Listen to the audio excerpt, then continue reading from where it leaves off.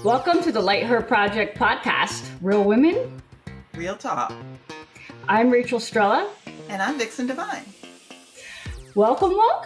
So, before we jump into our topic today, let's just check in with each other a little bit. Vixen, how are things for you? How's your week going so far? Oh my goodness, I had the greatest. Are you ready? Okay, I got this. Yeah, let's hear it. I found the best mascara. Okay, so I have an issue with mascara.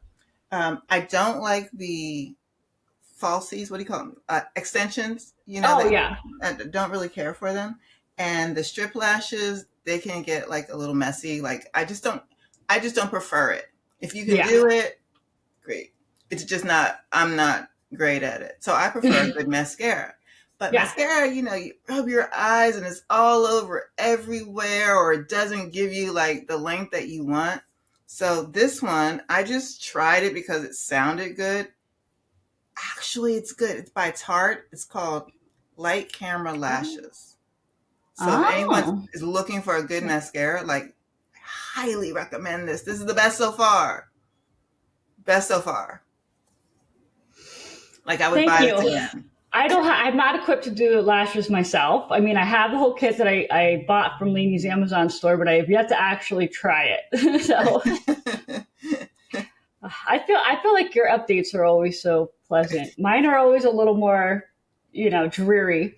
But I actually have some good news for everybody who was listening last time. I had a bit of a scare, and I had all of my scans on Monday. And everything turned out negative, which is great.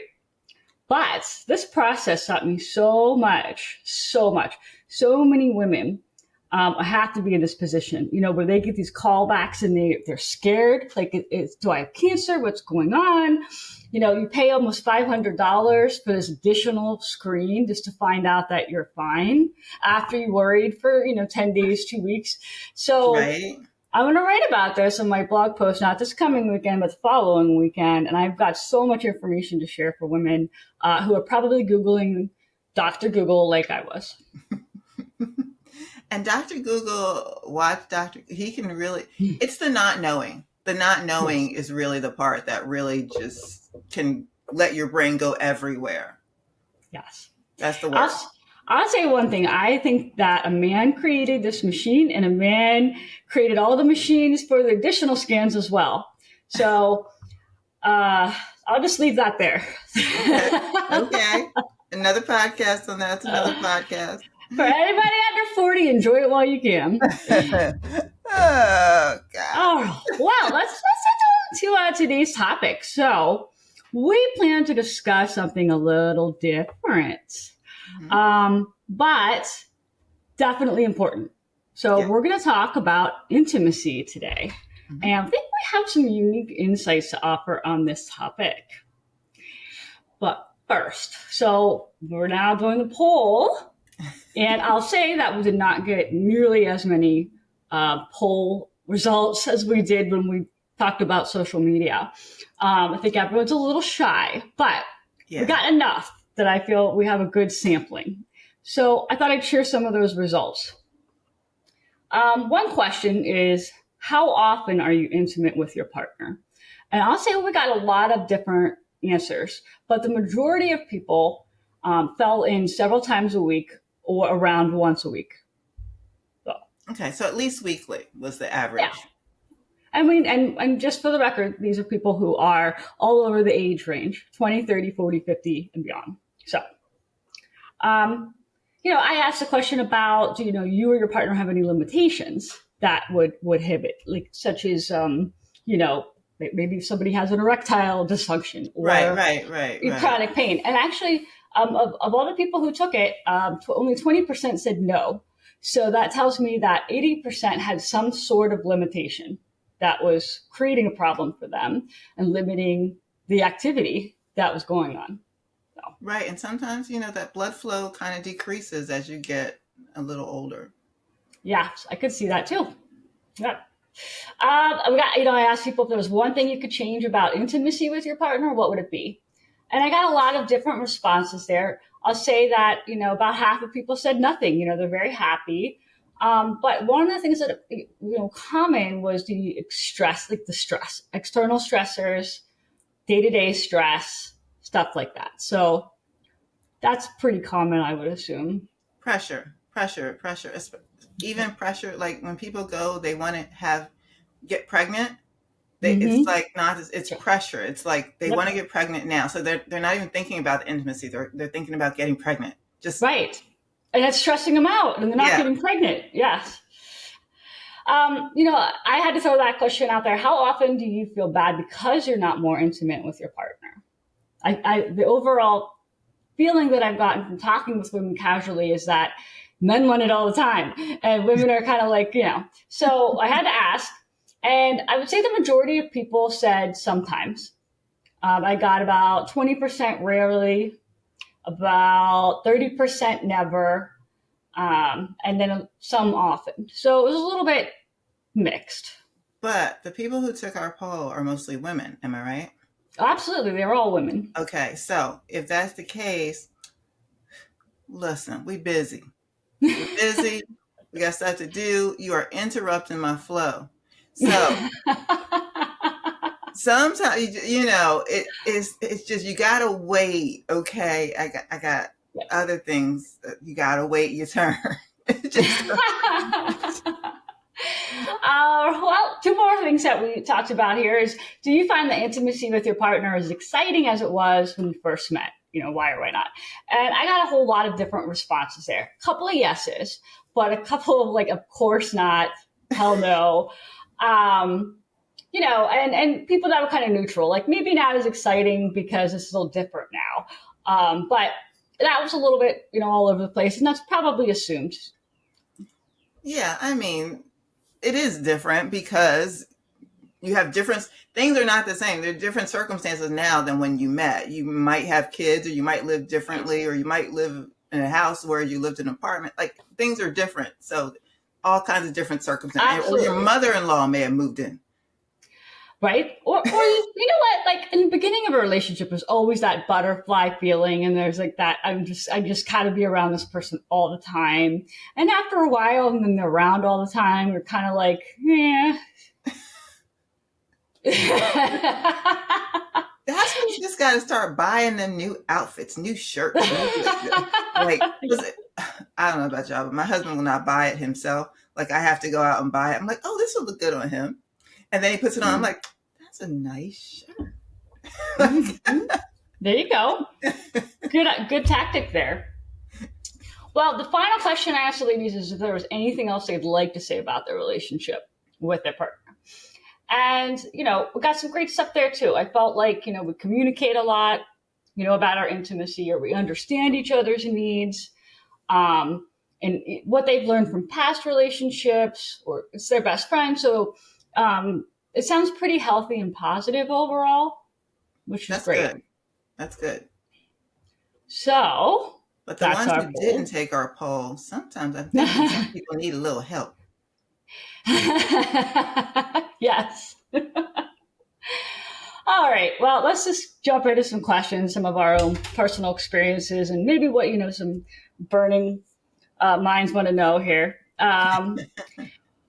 So one is, is intimacy different from sex? And how do you communicate that? And the thing that I'll say about there is a difference. If you actually look up what intimacy is, it's not sex. I think we say intimacy because it's kind of polite in our culture instead of like sex.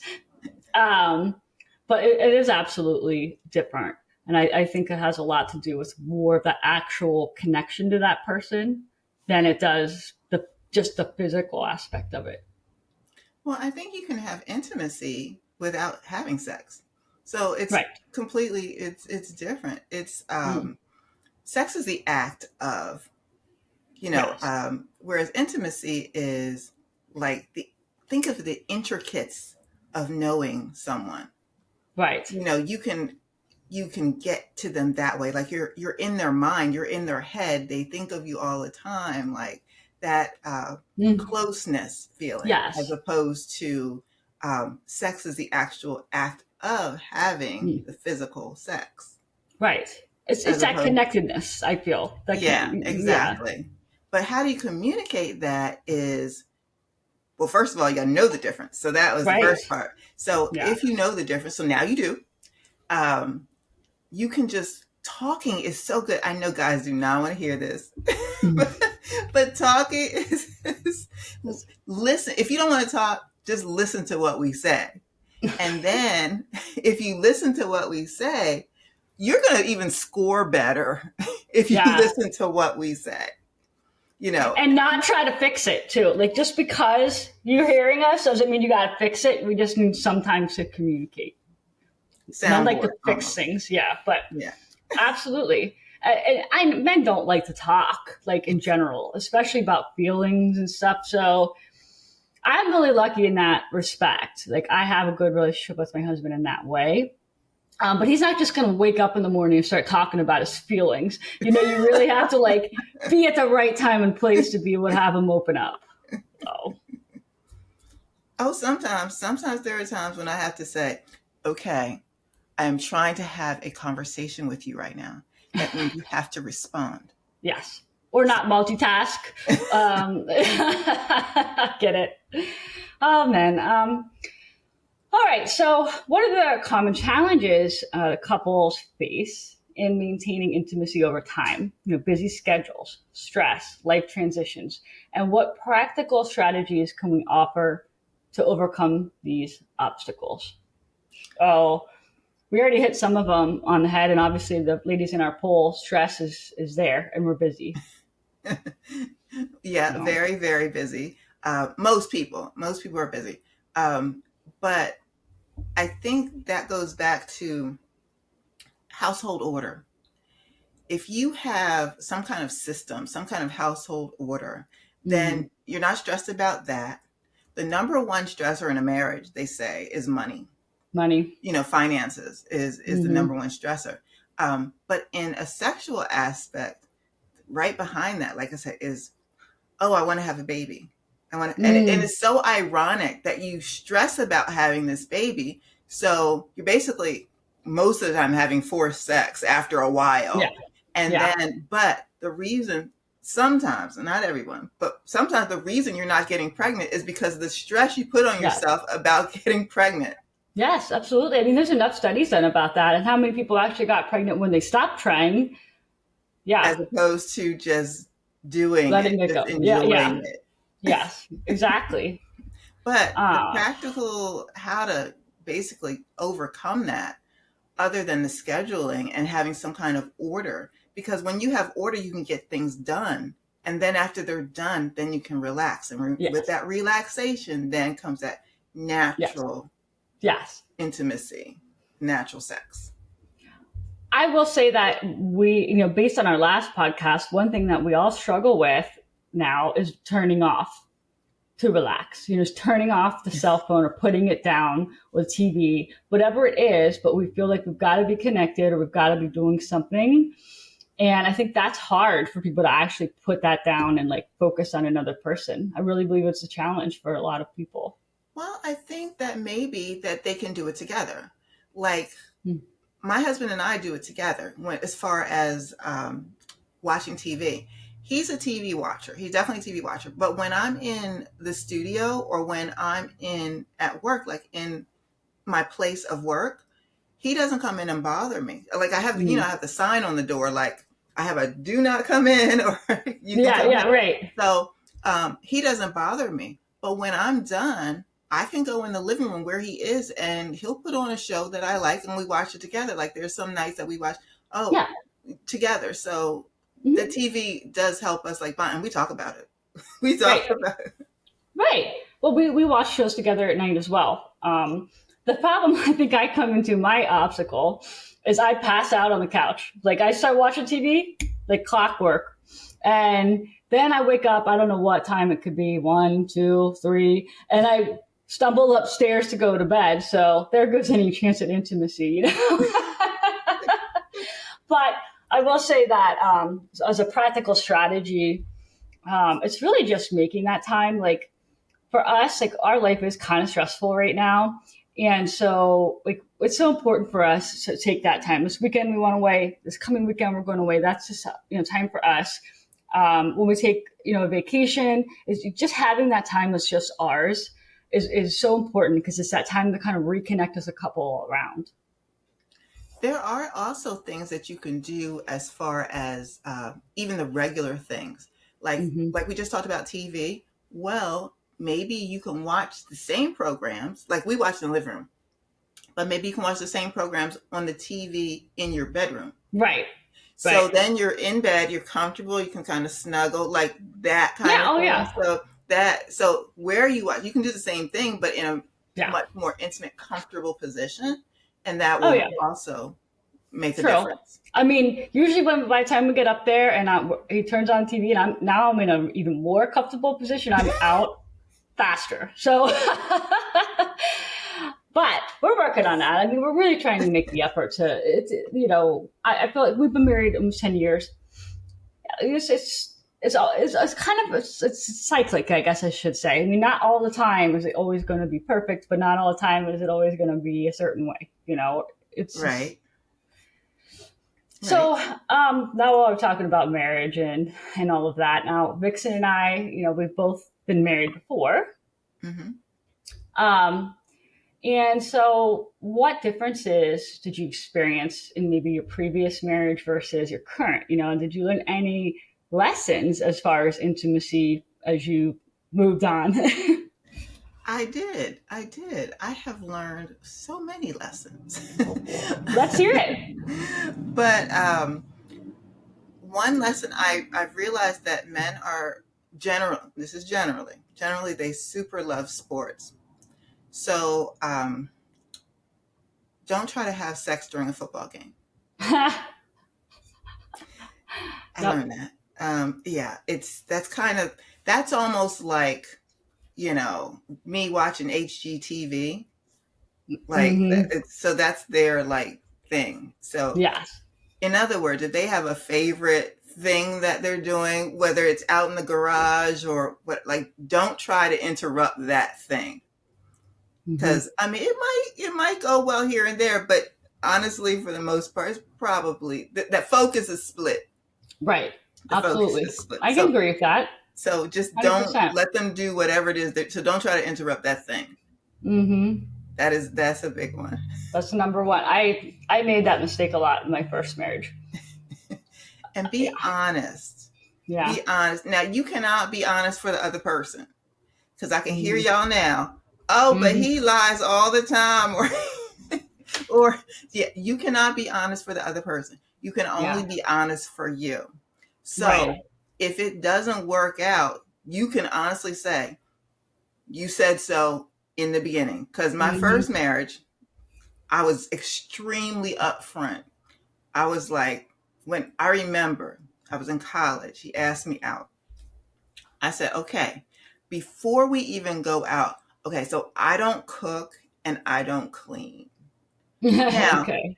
I meant in a homemaker type of way. Obviously, I know how to eat. I know how to, Right, right. but in a homemaker type way. Like, I'm telling you, I'm not domesticated. Like, I'm upfront with you.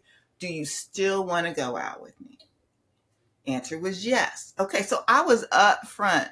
So later on, I found out, he was like, well, I thought I could teach you because my dad taught my mom. I never said I wanted to learn.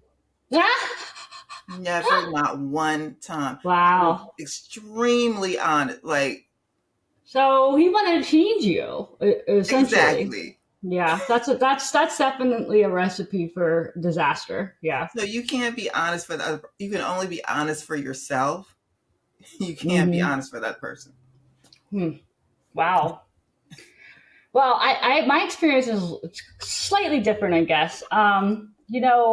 I kind of when I married the first time, I married somebody who I would say is a roommate.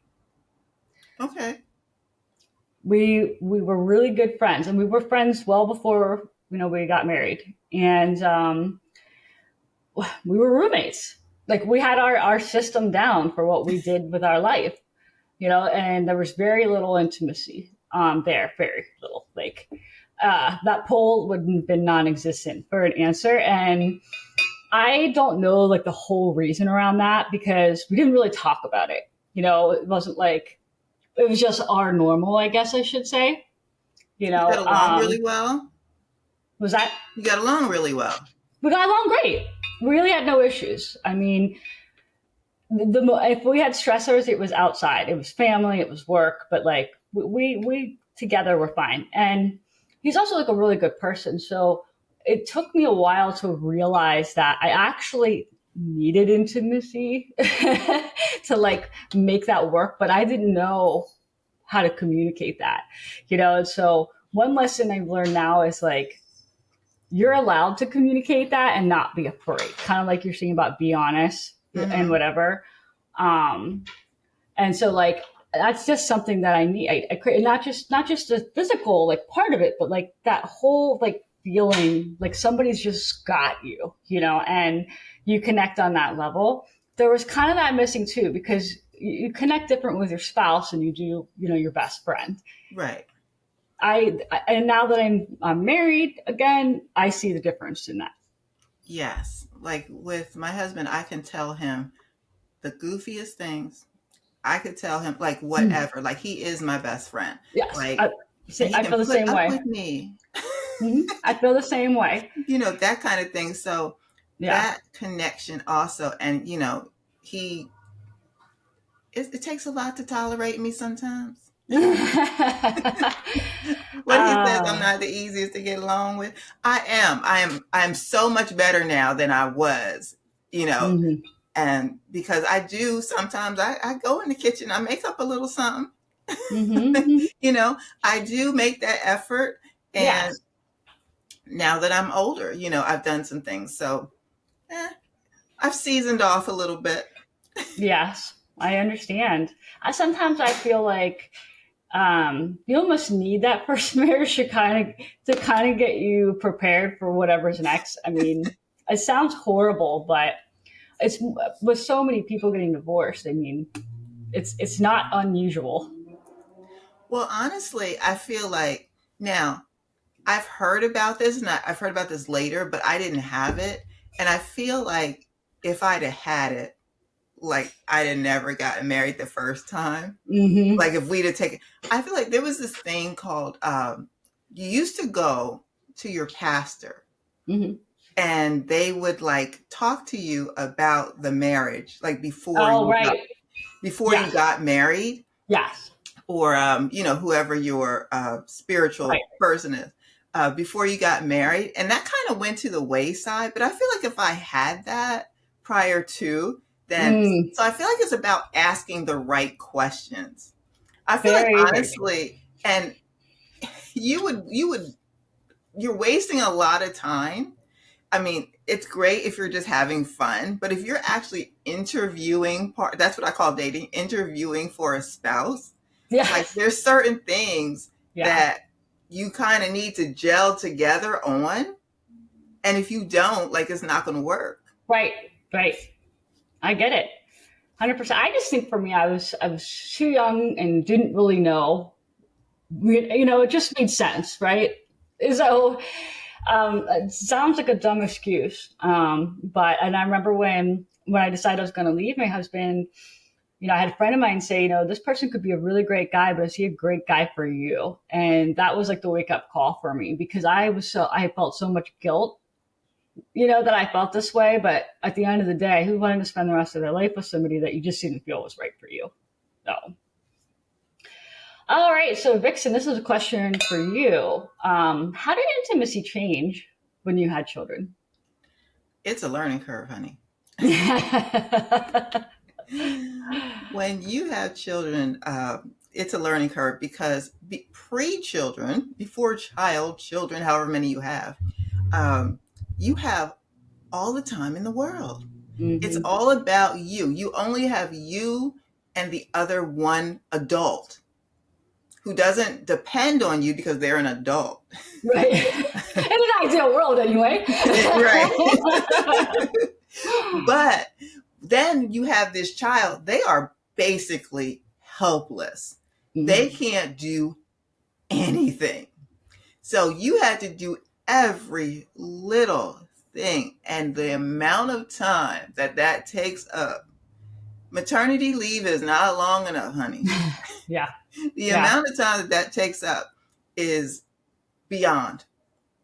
So getting that schedule together, and again, is he going to participate in that schedule? Or are you doing that, all of that? Like, how did that work out? Like, did you talk about that? Right. Okay, so are you going to stay home when you have children, or are we going to go back to work? Like, all of that. So getting the schedule together was really important. So that first 2 months is like, Oh, I can only like imagine. there was no time. You just couldn't. Yeah. No, there's no Yeah. time. And you're like a chicken with your head cut off. And I mean specifically for the first one. The second one is not nearly as bad. You know, if you have multiples, but the first one, you have no clue. The books can give you like an idea, but not really. Not really. So it was a time issue. It was a time issue. And then it was a self-confidence issue, because for most women, you gain weight. Right. Getting used to that baby body. Yeah. So you're not in the body that you're used to having. And I mean, after the first one, that's the best time when it, you know, kind of bounce back, but you still don't bounce back like at that second. Do you know what I mean? Sure. So you're a little chubby from what you're used to seeing. So if he's not supportive, that could go like either way. That could go, oh, he's like, well, you don't look the same now. Or he could be patient and like encourage you to help you out, to like get you back. Because the first one, you really do go back like pretty quickly with a little bit of help. The second one, you need a lot of encouragement. It takes time. It really takes a lot more time, the next one. But so yeah, it's just a matter of schedules. So once you get the schedule together and the baby starts sleeping, you know, has a schedule and that sort of thing, then you can really begin to think about getting back into intimacy, getting back into sex, because that's all it is. It's a matter of, I don't have time. Right. That makes sense. So that's how it changes, is time. I'm glad that I don't have to experience that, but so a lot of what we've talked about here is more like longer term relationships. But, you know, one question that I have for, especially, you know, thinking about younger women that are might be listening to this program that maybe are in a long term relationship, you know, let's talk about casual sex for a minute. You know, what are the differences in how women and men are perceived in that environment? And let's just face it, like, if men, I feel like the perception is whatever, but women, she's a slut. If she's sleeping around, having casual sex, she's a slut. Yeah. If you're a woman, you're a whore. If you're a man, you're a stud. Yeah. It can be the same body count. Yeah. How do you feel about that, Vixen? How does that, I mean, how do you feel about that? Okay. So in the first place, I don't think anybody should be sleeping around way too much. Like the body count, I feel like, in my opinion, honestly, it should fit on this hand. It should fit on this hand, if anything at all, before you get married. I kid you not. I know, y'all, yes, I'm old, but so if you go beyond this hand, anybody, I think, is too much. What they say now, you doing too much? You're doing too much if you pass this hand. Because this is the problem. If you have too much experience and the person then you fall in love with doesn't have experience, that can be a problem in the bedroom, because you're supposed to learn together. You're supposed to, you know, experience this together. Right. So that could be an imbalance, and that can cause problems. No, I get it. My first husband was a virgin when we got married. So, I mean, or when we started dating anyway. So it's definitely a big difference. Not saying that I was sleeping around, but I get why people would wait and why you learn together, because it's just a different level then. And you also don't, the good thing is you don't have anything to compare it to. Right. True. You're not disappointed anyway. Right. Exactly. Exactly. It's just fine because that's the way it is. Right. That's the way it's supposed to be for you. So then you don't agree with the whole, you got to take the car for a test drive first. No. Not at all. Because I watch Love is Blind, Love is Blind. And that's one of the biggest things when they send them off to wherever, Dominican Republic or Mexico, is, where their intimacy, and conversation match up to their physical intimacy, and so there's expectation that now we gotta take the car out for a spin. Well, see, here's the thing about that too. There are if you have an abnormality, and this is a true story, this really happened, whereas he wanted to wait and she agreed, so they waited till they got married, and she divorced him almost instantly. Can I tell you why? Sure. He had a very small penis, like unusually small, like it was an abnormality. So that's something that you need to disclose. Right. Like, did he communicate that ever? Like, how did he not know? I mean.